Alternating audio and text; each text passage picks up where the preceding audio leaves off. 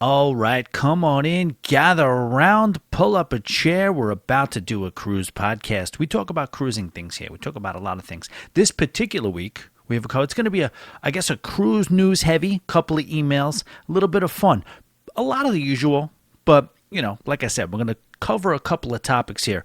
We have an issue on the Carnival Sunshine. It was a fatality, and I guess I wouldn't say the mystery is solved, but it's getting closer. We have owls flying onto cruise ships. We also have a new opportunity for you to live at sea. That much more, and your emails coming up. Let's start the show. Oh, we back for another one, right? Hey. Bags are packed. Hey, Tommy, you ready? Let's go. We going in. Hey. It's the night before the cruising. If I'm honest, I ain't sleeping. But even if I could, I'd be dreaming about this weekend. All the fun we about to have as we taking this vacation. Always be booked on our way to embarkation, cause we know what's in store. Pockets and palm trees, tropical sea breeze, and frozen daiquiris. Oh please, thank you sir, yes I think I'll have another. Please don't blow my cover, cause I'm passing on the muster. Bring a lover, bring a friend, bring someone you just met. It ain't snowing where we going, and the good times never end. Here's to 5 more years, drinking beers, running piers. Thanks for giving us your ears through the laughter and the tears. But we just getting started out here, give us a holler. If you're looking, you can find us somewhere south of the Bahamas. Getting hotter as we go, cones and we united. So sound that horn, cause everybody's invited.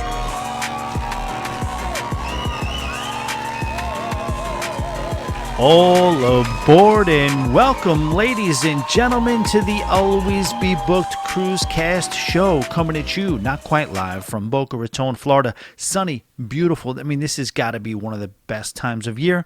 We're not quite in the hot, sticky summer months yet, but it is warm and it's very, very dry. Well, I wouldn't say it's dry, but it's nice. It's a very, very, very nice place to be this time of year. All right, so as mentioned, we got a cruise podcast coming up. I want to, at this top of the show first, give a big thank you to Cruise Radio, Doug Parker. I came into this whole game, I would be lying, and I would think most people would be lying, if they didn't say that Cruise Radio was one of the inspirations as to why they've gotten started making cruise content, and he's just been a staple through the years.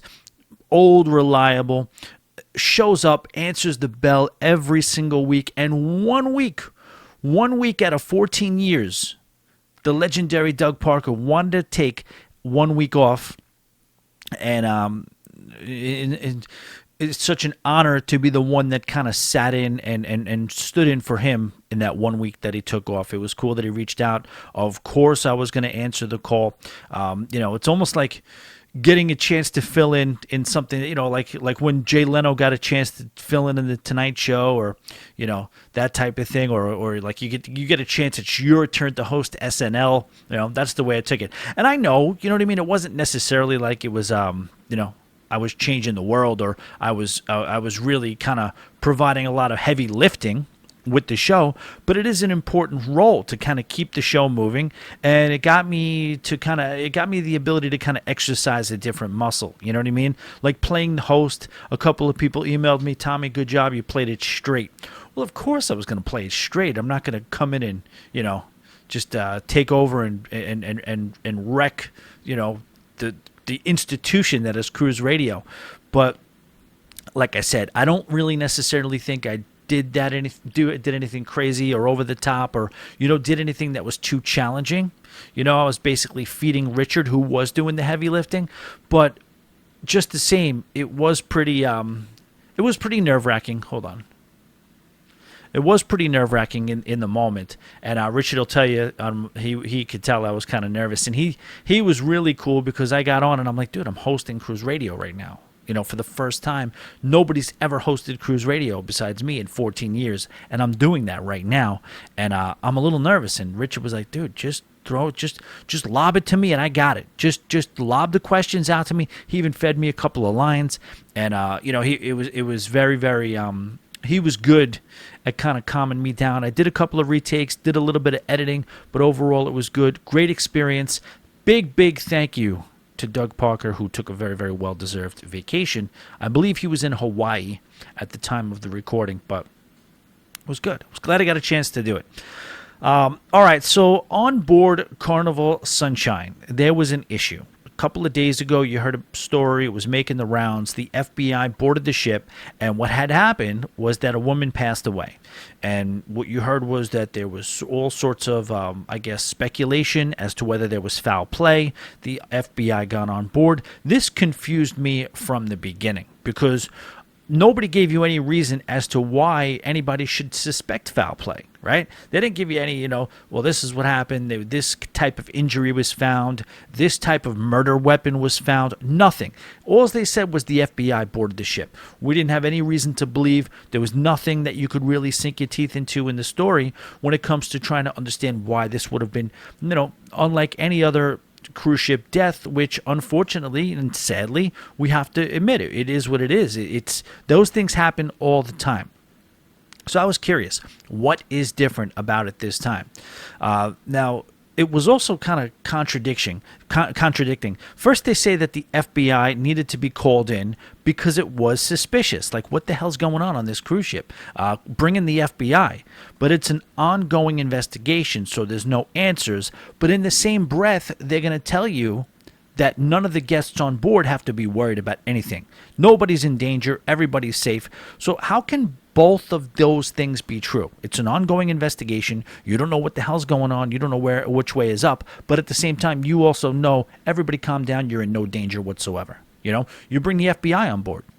That's indicating to people that, you might have a Jack the Ripper running through the halls of the Carnival Sunshine out of South Carolina.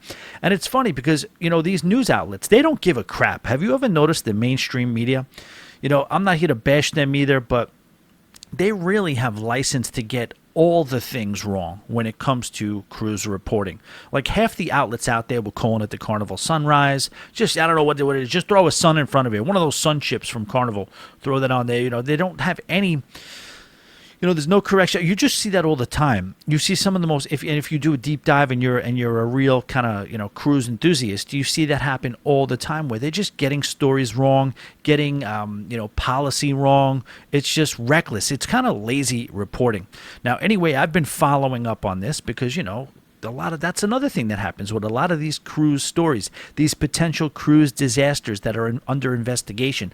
Half the time you hear about this big crazy story, whether we picked up migrants or whether there was violence on board or whether there was, there was a sex crime on board or whatever was going on a cruise ship. You hear about the original story, and how many times do you just never hear about it ever again?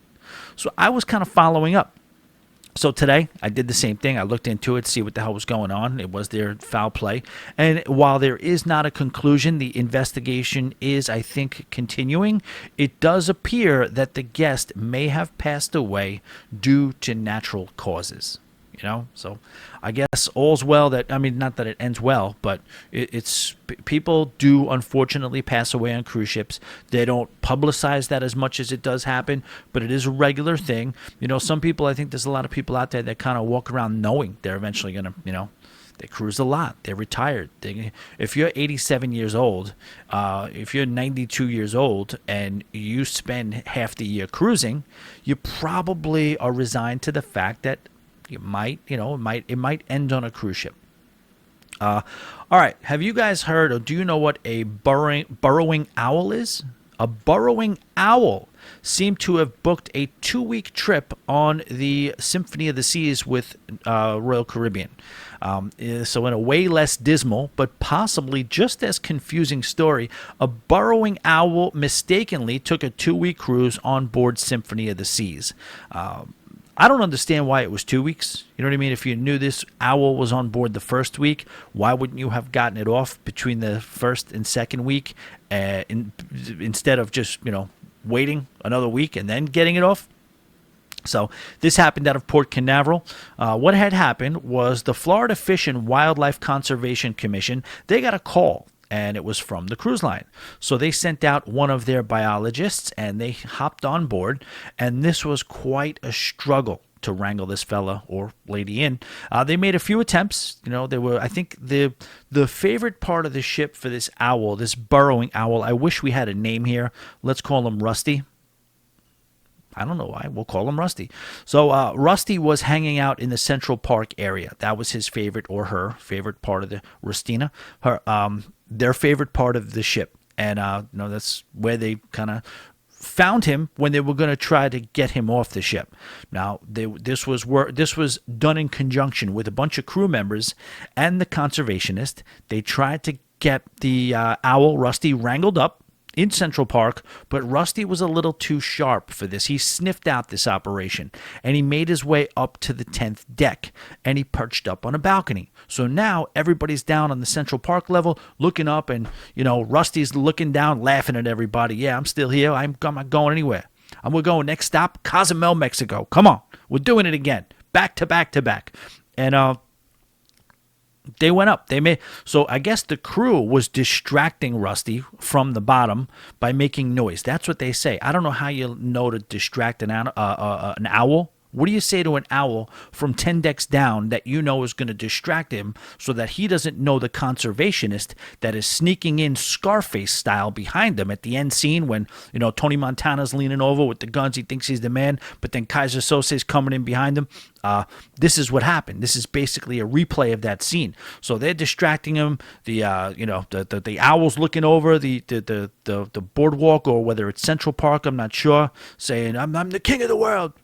Nobody wants to, the world is mine, and this and that. And then, no. But then, like Kaiser Sose, the conservationist comes behind the owl and is able to scoop him up, bring him back off the ship, back to the conservatory, back to safety. And I do mean safety, because this is an issue. Now, this burrowing owl only eats small insects and small reptiles. So this is not the type of animal that's going to be able to survive long term on, let's just say, scraps from Johnny Rockets. You know what I mean? This animal needs a different type of food, and clearly the owl Rusty was starving, and it's already an endangered species. It's already one of the smallest owls that there are out there. So it's good that this happened. We got the owl. Like I had something to freaking do with it. We got the owl off the ship and back to safety. I don't know. Can you imagine? So what happened was, and the conservationist was kind of playing up in a lot of the details that they only had an hour to do this. And why that hour is significant is because this is on turnaround day, and it's the 1 hour in which there are no passengers. All the passengers are off the ship, and then it's the hour before the first passenger for the next sailing is going to get on the ship. I was just thinking that, isn't that amazing that there's an hour? How many hours are in a week? So 24, 48. 48 times 2 is 96. That's 4 days. Maybe double that. I don't know, 160? I don't know. I'm not that great at math, but let's just say it's 160 hours in a week. One single solitary hour of that is no passengers. Can you imagine? What is the Symphony of the Seas? 3,000 or 2,500 crew members. Can you imagine the mood on that ship for that 1 hour, that 160-minute block where there is just no cones, nobody asking any questions, nobody running in your way, nobody turning their brain off asking you a dumb question? And I'm not passenger shaming. I'm not, guest shaming. But I will say, as a service industry worker, yes, those 15 minutes before you open, when people haven't come in yet, and you're getting that last breath is so nice. And, it's just amazing that of the entire week, you get 1 hour where there's no guests on board. It's almost like I saw a comedian do a bit where he said when the dad goes on vacation, right? The dad's going on vacation, and let's just say it's a road trip. It's not or a trip to the beach, whatever, for the day. It's not a vacation for the dad. It's just not in any way, shape, or form. They say when the dad's job is to load the car down, right? Make sure everybody gets in, the cooler's loading down, the luggage is in the back seat. He, makes sure the hatchback is shut down, takes the kids, puts them in the back seat. Wife sits in the front seat. He goes around, kids in the seat, closes the door, and then goes around the car to get in the driver's seat and drive. The dad in this comedy bit, I think it was Joe DeRosa, stand-up comedian. I think he said that's the dad's vacation. That's the, of all the hours of vacation that the family's going to enjoy, the dad's vacation is that one last door close and lap to the other side of the car to get in the driver's seat when there's nobody around. And that kind of just reminded me of that whole thing where, just 1 hour, one single solitary hour where there's no cruise passengers on board. By the way, the show is an acquired taste, ladies and gentlemen. If you're new to the program, welcome, and a welcome. I'm very, very happy that you decided to check out the Always Be Booked Cruise podcast. I've heard a lot about this show. I've heard a lot of feedback. I've heard that people say that, I didn't like it at first, but you know what? I grew to like it. I actually grew to love it. And that's all I would ask. If you are new and you're hearing it, give it a couple of episodes to see if you can acclimate to what we do here. It is a little bit of an offbeat approach to the cruise, content creation space. It's a little irreverent. It's different than a lot of the content you might hear. I do throw a little bit of opinionations in there. Haven't done so thus far on this show. I've been pretty mild on this show, haven't I? But either way, we go off the rails sometimes, and will it offend some people sometime? Yeah. Will the accent, the proverbial New York accent, I think you can live with it. You just gotta, what I hear is the very same things that annoy people about this show when they first start listening become the more endearing parts of the show as they subscribe to it as some sort of form of companionship throughout their day on their commute. I would like to invite you to check out the Always Be Booked Cruise and Travel Lounge. It's on Facebook. It's a group. All you got to do is jump in, knock on the door. It's closed. It's locked. I will let you in once you request. And I got to give a big shout out, a very, very big shout out to all the new members, but also to Sandra and Carol. They are currently on Carnival Celebration, and they're having fun. I could tell you that, by the way. Sandy's doing her usual, I don't like the straws. I can't find anything. What's that smell? She's giving you that business, but that's what she does. I know she absolutely loves the ship. She loves the drinks, but I gave her a mission. I had a favorite bartender on that ship, and she was awesome. She made really, really good drinks. She made a delectable espresso martini, and she was funny. She was a fun little companion for, a lot of times JP would be on board, and JP would be doing his thing, and he would be getting ready or doing whatever else. JP was a smoker. He is a smoker, so he'll go out and do his thing over there, and we'll separate a lot. While I'd be waiting for JP, or while I'd be waiting for Doug Parker, because he was on the sailing, I would spend a lot of time hanging out at 820 Biscayne, the bar over there. And Angela was awesome over there, and she was just one of my favorites. She got a little mad at me because I got her some Reese's peanut butter cups, and we both opened the bag. I opened one, put it in my mouth, ate it. She had the same experience when she put hers in her mouth and ate it. There was a double wrapper. We took the first wrapper off. Who makes these peanut butter cups with double wrappers? I don't know. But anyway, Angela is in the group, and Angela, welcome. There's a very slim chance that you're listening to this, but if you are, good to have you on board. And everybody else, all the new members, we've been having a little bit of a spike in membership.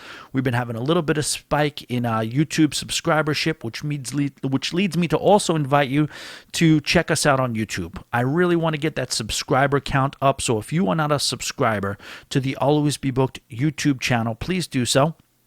And that's pretty much it. All I really have to say, the Patreon, we do have a Patreon, and that is a charge of $8 a month. If you like what you hear here, if you're new, maybe let it marinate a little bit. But if you like what you hear, I do a show every single night of the week, 5 days a week, I should say. And we talk about anything cruising.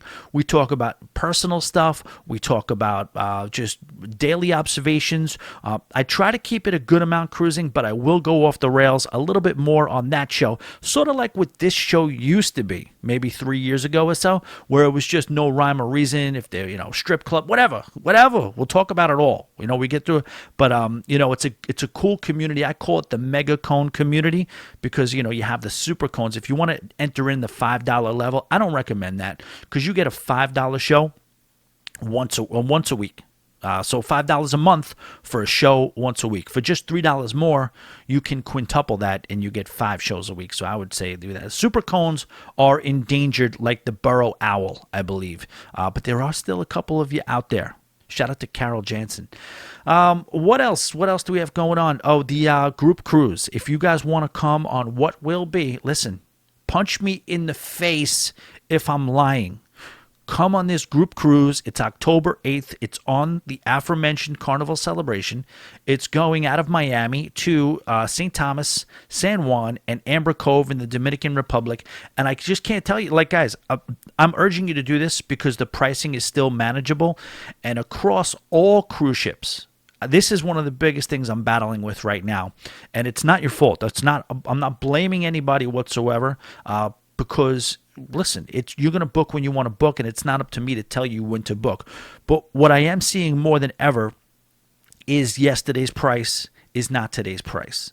So the prices are going up quick. The prices are going quick. Demand is high, and people are getting quoted on certain cruises in certain rooms, and those prices are changing.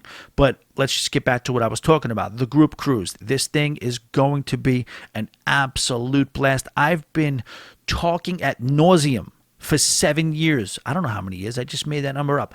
About the St. Thomas Mountaintop Bar Crawl. And shout out to Austin Maxwell, the Maxwell's Travel.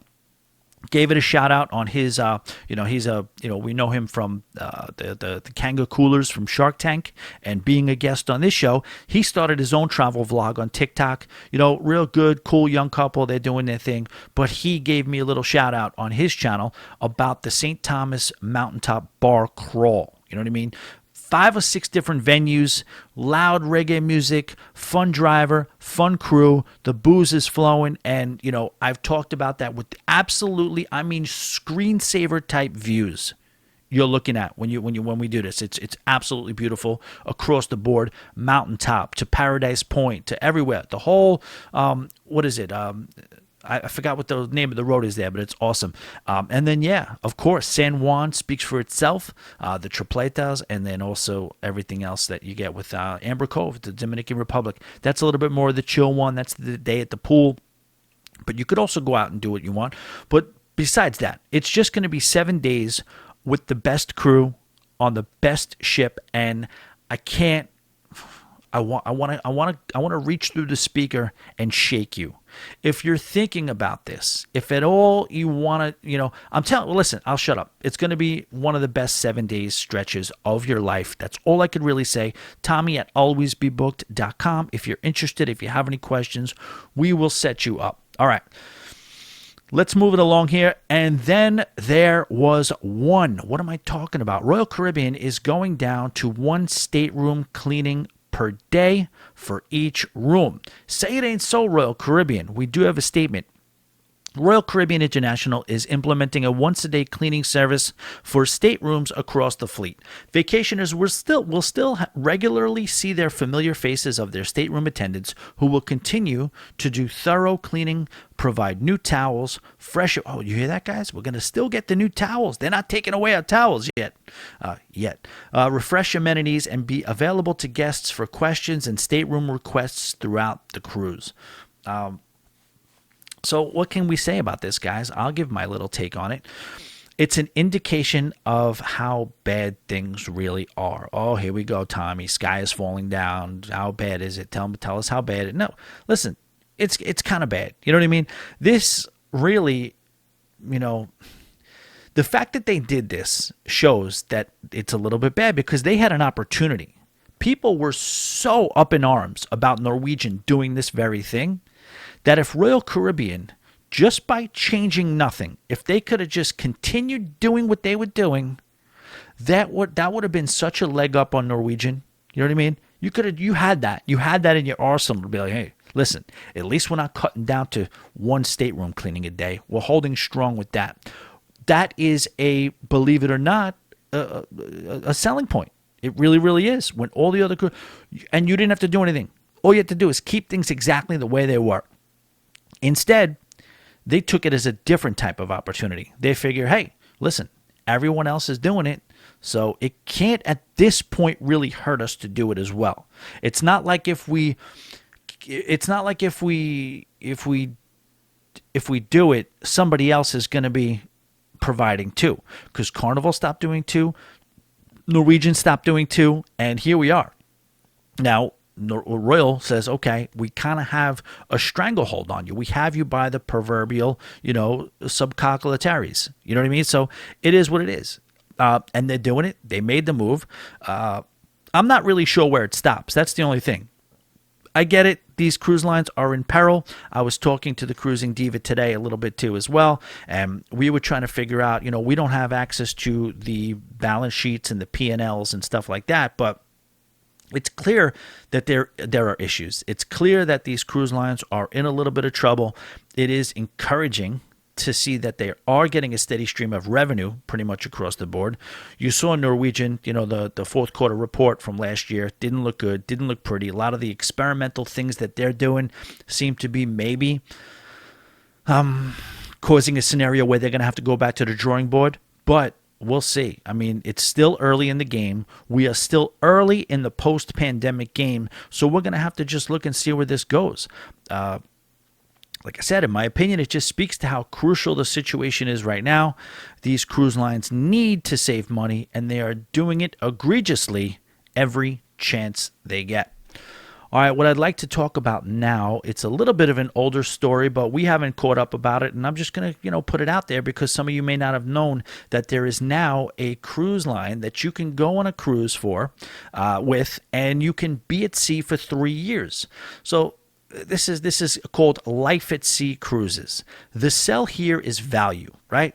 World cruising or permanent residence at sea used to be only for the rich and definitely for the retired. Now, as we seem to be living in a little bit of a world where it becomes less location dependent, a market has developed for a middle class employee who still has to go to work every day, who's not rich, and they don't have to report to a particular office. This is basically for them. Now, again, not a lifetime commitment, not a condo purchasing commitment. This is a 3-year cruise. So this will kind of give you, and Richard kind of talked about it on Cruise Radio last week when, this is a little bit of a opportunity for you to dip the proverbial toe. Now, I know what you'll say. 3 years? That's one hell of a freaking toe we're dipping in. Yeah, but a lot of people want to commit to a life at sea. A lot of people want to retire and live on nothing but a cruise ship. When you're talking about the rest of your life, yes, 3 years is a toe dip in the water. So there is it's going to be cheaper. It's also going to be a cheaper opportunity than you would at some of these real traditional world cruises on some of these luxury cruise ships. I'm not here to tell you that this is some kind of casino offer, but it definitely got a little bit cheaper. So Life at Sea Cruises has a ship called MV Gemini. Now, the cruise itself, because it's crazy to... it's crazy to call it a cruise, but it is a cruise. It's a 3-year cruise. It's more like a permanent thing, a semi-permanent thing, but we're calling it a cruise. It does leave on Istanbul in November 1st of this year. That's right. I said this coming year. And the ship is going to visit 375 ports over 135 countries and across 7 continents. And when I used to go to school, that's all the continents there were. I don't know if they added any. The continents, sometimes they're like planets. They're adding, they're taking them away. As of today, right now, what's Pluto's status? Is Pluto a planet? Did we bring Pluto back? I don't know. Same thing with Antarctica. Is that a continent? I don't know. 7 continents, either way. Total distance covered on this cruise is expected to be 130,000 miles. Now, the highlights are going to be places like Chichen Itza, the Taj Mahal, Machu Picchu. They're going to go by the Great Wall of China. These are all, tourism opportunities that you're going to be able to enjoy while you're on this sailing. The sailing will feature 208 overnight stops, which is an absolute dream for me. So you don't have to feel rushed when you're doing the things all across the world, at sea, wherever. You don't have to feel like you have to pier run, because nobody wants to pier run the Great Wall of China. I mean, I'm with you on that. I'm gonna be on time when we're talking about China. 103 of the destinations will be considered tropical. The ship will have 400 staterooms, which will hold 1,074 passengers, and in addition to the modern amenities that you would find on a cruise ship, Gemini is also going to feature a lot of meeting rooms, offices, business libraries, a lounge. Now, connectivity, being able to get work done is going to be of optimal importance on this particular cruise, sailing, calling it that. It's a freaking 3-year thing, but that's what it is. The cost of this voyage is going to start at $179,000. That's for 2 people for the total 3 years. And that's going to break down to just under $30,000 per person for the 3 years. And that's per year. So that's not out of control. You know what I mean? When you talk about the stuff that you're going to be getting on board. Now, I don't know how bad they're going to Norwegian you on this. Are they going to nickel and dime you when it comes to internet, when it comes to booze, when it comes to port fees and stuff like that? I don't know. I don't know where it goes, but that is the sticker price. And, you know, right or wrong, with the nickel and diming, that is a pretty low sticker price when you compare it and put it up against other world cruises that are, you know, a year and a half long. You know, you don't really see too many 3-year world cruises. But they are allowing you also, if you want to, you know, further dip your toe in the water and not necessarily fully commit, they're allowing you to share these bookings and mix and match. So if a couple wants to buy it with another couple, they could put in and then split up the sailing in half or however they see fit. So that's a cool little thing too, if you want to commit but not commit to the full 3 years. All right.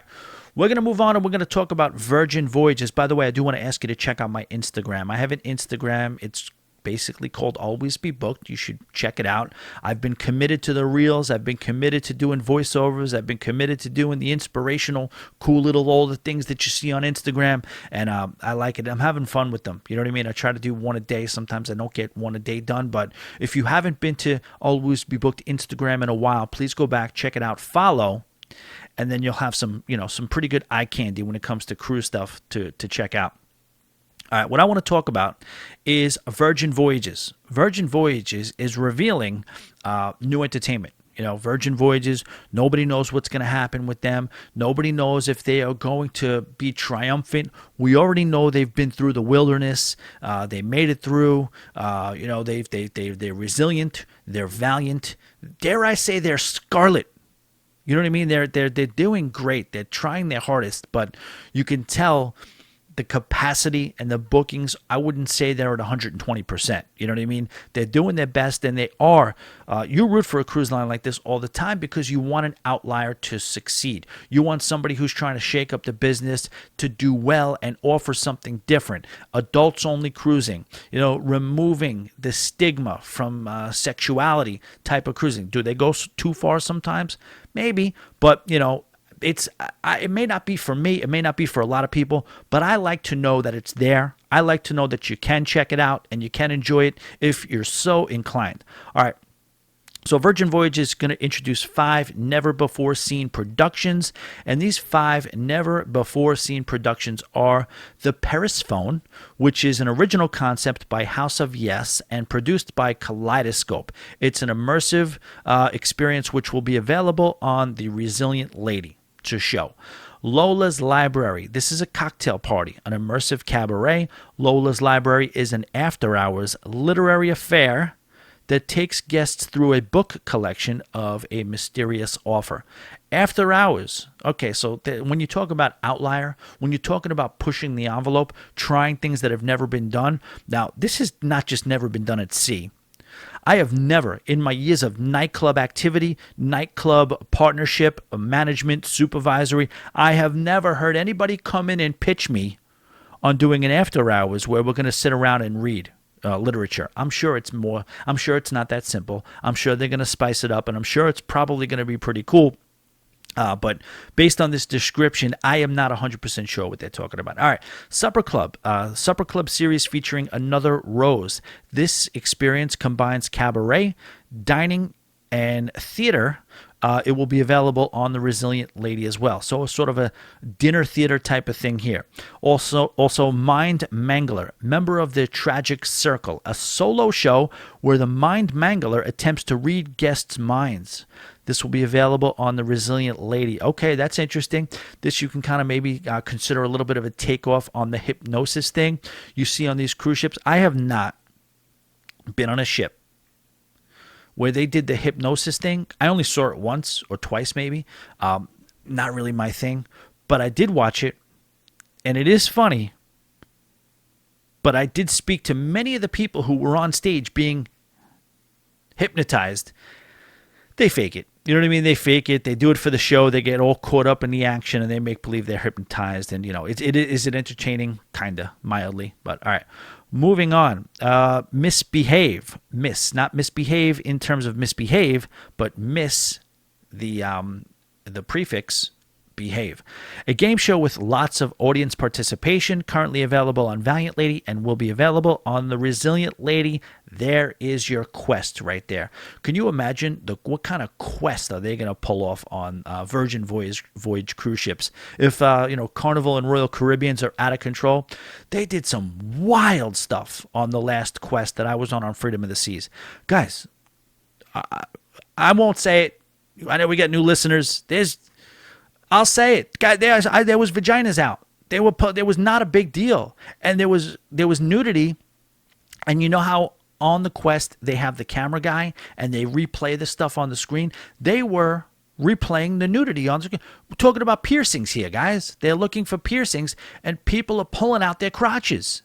This is not something I'm saying for the show to be a sensationalist. I'm not trying to turn this into a freaking late night adults only show. But this is what happened. This is what I saw, and we don't lie to each other as Coens.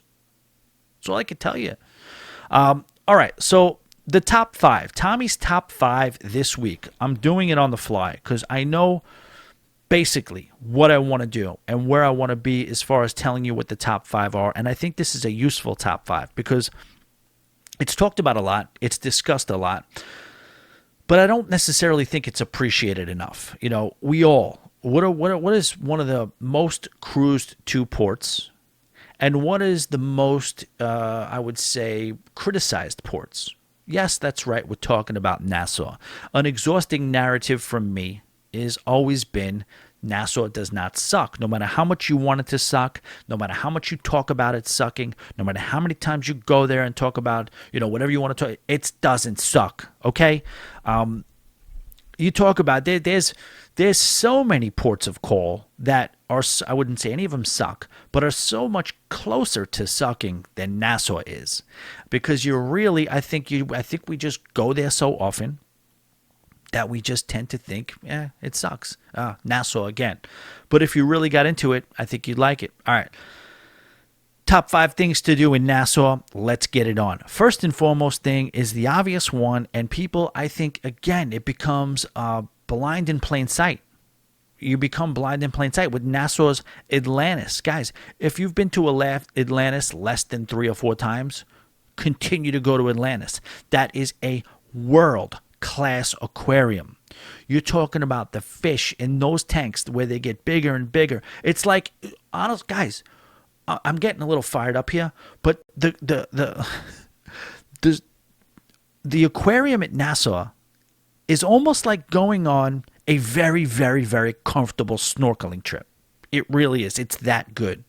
And you could spend as much time as you want in there. You can go back, but you're seeing sharks. You are nose to nose with sharks, with manatees, with jellyfish, with... I don't know what those fish are that I call them the Steelers fish because they're black and yellow and they all swim together. So many turtles, so much cool stuff. And I'm not a freaking conservationist. I'm not going to zoos and aquarium on my spare time.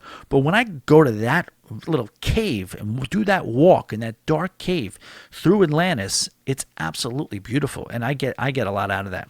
And I'll also say the water park. If you think if you're not interested in the aquarium, the water park is as good a water park as there is on the planet. Maybe it's not. Maybe they've made newer ones because it is a little old, but it's beautiful. The whole Mayan theme, the ruins is the theme, but some of the most death-defying water slides that you have, you go through the sharks in some cases.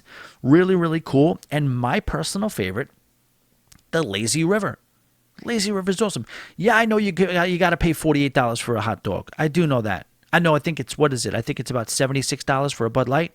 I think a burger is about $120. I do know that. I do agree with those prices. Those prices should probably come down a little bit. But Atlantis is the number one thing to do in Nassau, and it's one of the greatest things you could do at any cruise port anywhere, period. That's it. And that's my story, and I'm going to stick to it. Number 2. In Nassau, what I think you should do is walk around downtown. Downtown Nassau is a rare opportunity. Like, is it as nice as San Juan with the cobblestone streets? No, it's not. But there's so much history walking around downtown Nassau. You have everything that you want. You have the bearded clam. You have Sharkies. You have senior frogs if you want to eat. So you have plenty of places that you could eat.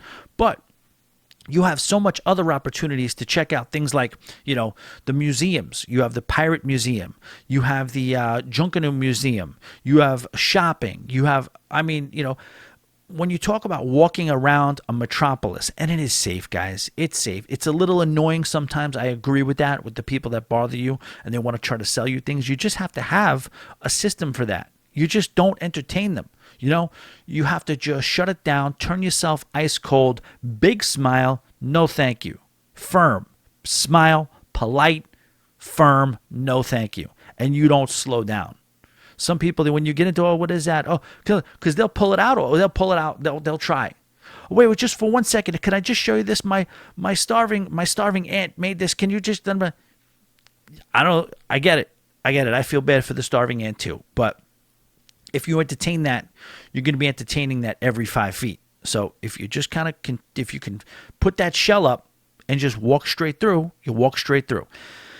And you'll be fine. So whether it's eating, whether it's culture, whether it's museums, anything you want to do, walking around downtown Nassau, you can kill at least 4 hours. I will also say, in downtown Nassau, a beach break, either Cabbage Beach or Cable Beach. Junkanoo Beach is not very nice, but it is proximal. If you want to be able to be sunbathing in the shadow of your cruise ship. Now, here's what I'll say about Junkanoo Beach. I'm gonna put Junkanoo Beach on hold. Okay, we'll put that on hold. But I'm gonna talk about the beach break, which is Cabbage Beach and Cable Beach.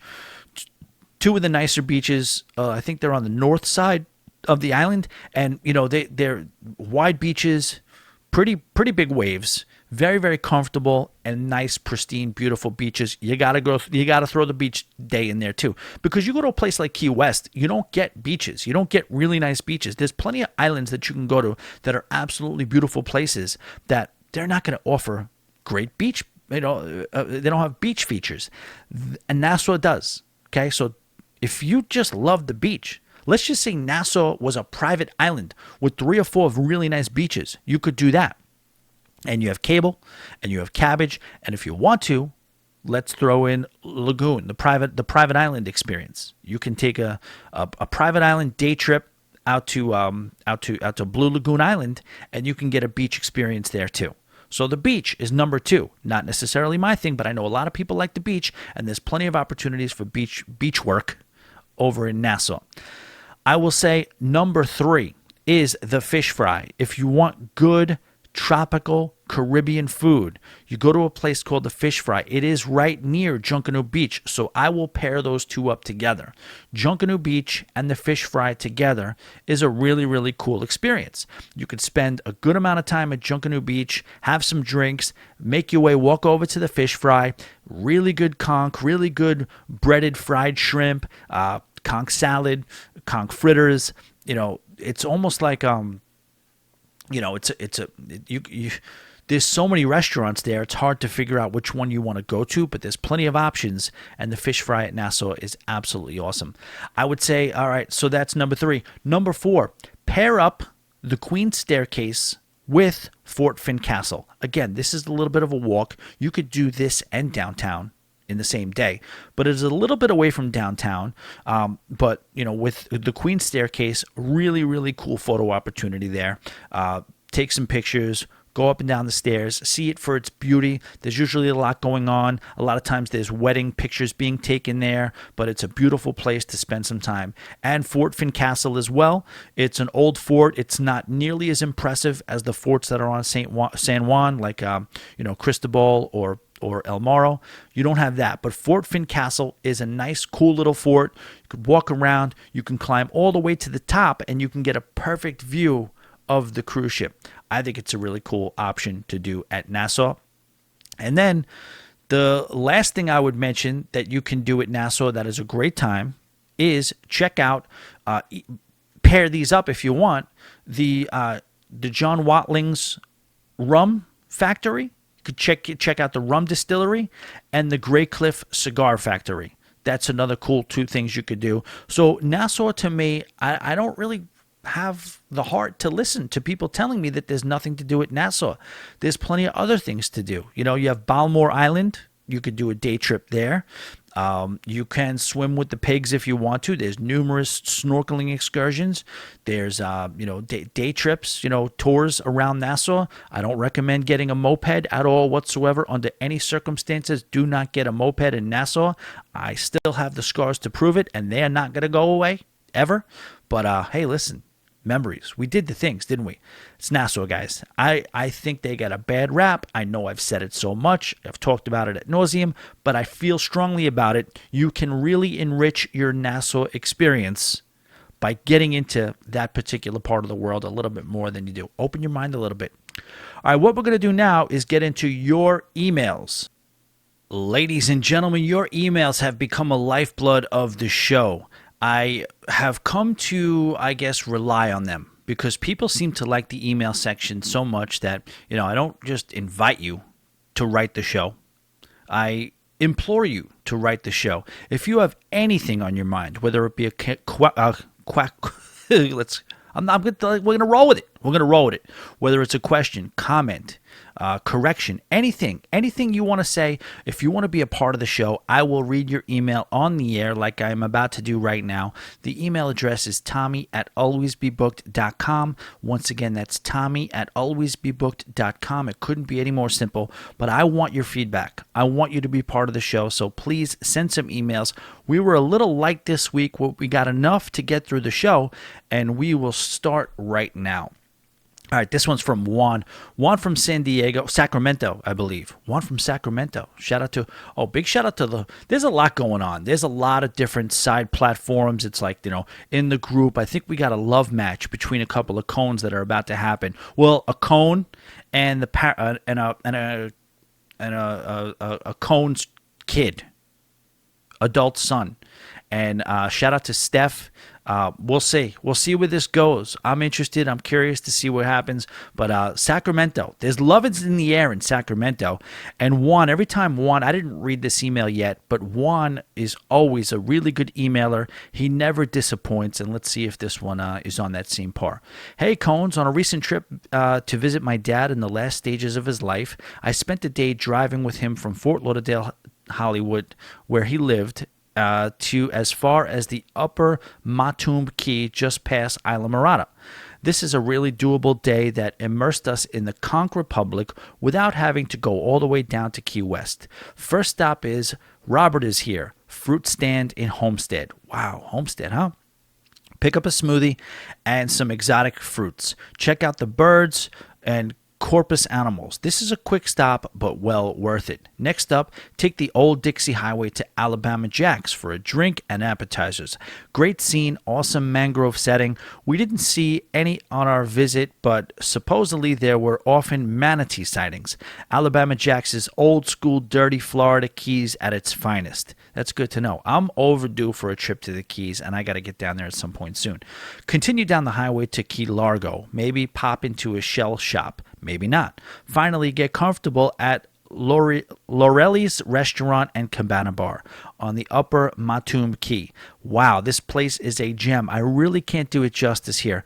Amazing bar over the water, super casual and friendly, outdoors, whitewashed wood decking. The views are amazing. The drinks are strong. The patrons and the staff were awesome. The music was great, and the food was really well done. There is a whole cabana seating area on a sandy area. Boats are coming and going. This place, you would want to stay all day and get there with plenty of time to settle in. Toes in the sand. Have a great day, everyone, and go Sacramento Kings. Third place, baby. Juan, thank you so much. I didn't want to just skim past that first part of the email. Condolences to your dad in the final stages of his life, as you put it.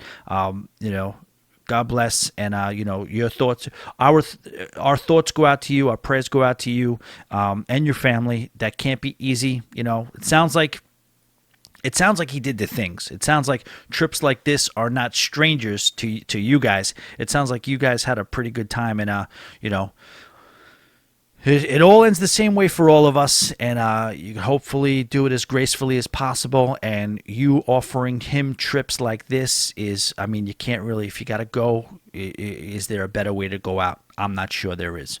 But Juan, thank you so much for the email. I really, really do appreciate it. Tommy, regarding Norwegian cutting times in port, you are right to be suspicious. YouTuber Traveling with Bruce talked about this on his live show last night for 30 minutes or so. He's saying he's really about having passengers on the ship more hours, spending more money in the casinos, drinking, specialty restaurants, etc. I agree with him, Kathy. All right, so what Kathy's referring to is the commentary that I made last week about Norwegian cutting times in ports. You know, what she's saying is that another vlogger, YouTuber, creator, Traveling with Bruce, is saying that this is probably about, you know, making sure that, you know, we're cutting the times in ports so that, you know, we can make sure that you're on the ship more and you're spending money. Now, that could very, very well be true. I would guess that maybe it is, maybe it isn't. Now, if they're cutting times on the front end of the trip, that's not going to get them too much. People are probably just going to sleep in an extra hour. So I wouldn't say that it would be worth it from a public relations standpoint to cut those hours at the front end to make as little as they'll make from anything people might spend before 10 or 11 o'clock a.m. Could it be worth it on the back end? Yes, it's possible. Will you be more likely to book a specialty restaurant if you're getting back on the ship at 5 rather than 7? There could be something to that, definitely. But I also do think it is very, very strongly about the fuel. You know what I mean? If you're traveling slower, you know, that is just a fixed cost that costs X amount of money. That's in the budget. They know what they're spending on fuel if they go 23 knots versus if they go 14 knots. And it's much less at 14 knots. And when you just fix that into the costs, you know, the extra spending, that's a gamble. That's a hope. We hope they'll spend more money, right? We know we're going to spend less in fuel, and we can write that in our books, and we could already call that, you know, less operating costs. We can put it in the books already, you know. Will there be more revenue? Probably. So I don't disagree with Bruce at all, but it's about that probably, but it's definitely about the fuel, in my opinion. Let me know if you think I'm right or wrong. Tommy at alwaysbebooked.com. All right, Tommy, I will be on Carnival Celebration, and I can't decide. I took this from the lounge. I will be on Carnival Celebration, and I can't decide if I want to do the drink package. I'm conflicted. Pros and cons I can think of. Can you share yours? Pros, I'll probably get my money's worth and then some on sea days. Number 2, it will be nice to try all kinds of mixed drinks. Number 3, it's nice to prepay for alcohol, so no big surprise bill at the end. That's probably the biggest one for me. Cons, I will have to wait for each individual drink with the wait time between each drink. I drink faster than they can make them. Won't use it much on port days, 3 out of 7 days. Can't get flights, growlers, buckets of beer. My buddy and I both love craft beer. This is Chris Decker. Chris Decker is an Always Be Booked legend. Chris, thank you for the email. Here's what I say. Always get the drink package. If you're a drinker, you got to get the drink package. To me, that's the way I see it. First of all, let me talk about what. So you'll get your money's worth and then some on sea days. Yes, but it's overall. You're not measuring day for day, right? You know, it's not like, well, I got my money's worth on sea days, but I didn't get it on port days. First of all, I think you will get your money's worth on port days because, again, just the ability to wake up, go to breakfast, get a couple of mimosas, and maybe at the end of the day, you're on the ship at night. You know what I mean? You want to be able to have a couple of drinks at night as well without having to worry about that wallet. So we all like to think that, you know, the sea days are going to stop our on-ship drinking. A lot of times it doesn't. And what I'll also say is this. You have 3 sea days, 3 out of 7. That is you have port days. 3 port days out of 7, that's light. You know what I mean? It's only 3 port days. That means there's 4 sea days. So I think you have more sea days, so that's a reason to do it. B, I think the way you'll get your money's worth on the sea days, how much you'll get your money's worth, will far outweigh if you have a net negative on a port day, 100%. And yeah, you can't get the flights or growlers or buckets of beer. That sucks. That part of it does suck. But you can get all those things. You're just going to have to, that's a sacrifice you'll have to make. You'll have to order those items as they come on an individual basis. And, that's what I think. And as far as the waiting, what is it, 5 minutes? I mean, I drink. I mean, sometimes I drink on cruise ships, but I've never had an issue unless I was trying to be sneaky and maybe meet a friend and maybe get somebody else something. For me personally, I've never had an issue where I couldn't get a drink fast enough. I'm not sure. Anyway, Chris Decker, you have your list of pros and cons. It's a good list. I gave you my thoughts on it. You will digest that and do whatever you think is best for yourself. But that's pretty much it, ladies and gentlemen. I want to thank you guys for joining me in this episode of the Always Be Booked Cruise podcast. Again, before we get out of here, I'll invite you real quick to check out the Facebook group, Always Be Booked Cruise and Travel Lounge on Facebook. And if you want to support this show and get 5 extra shows a week, go to patreon.com/alwaysbebooked. As I'm remembering back, I never gave you the Patreon address. I think at this point, we all know how to get there. It's a matter of if we want to get there or not. patreon.com/alwaysbebooked. You sign up. It's $8. Guys, by the way, the value proposition there is ridiculous because if you're bored, if you got the amount of Patreons that have been done, the backlog of shows, it's almost like another Always Be Booked backlog.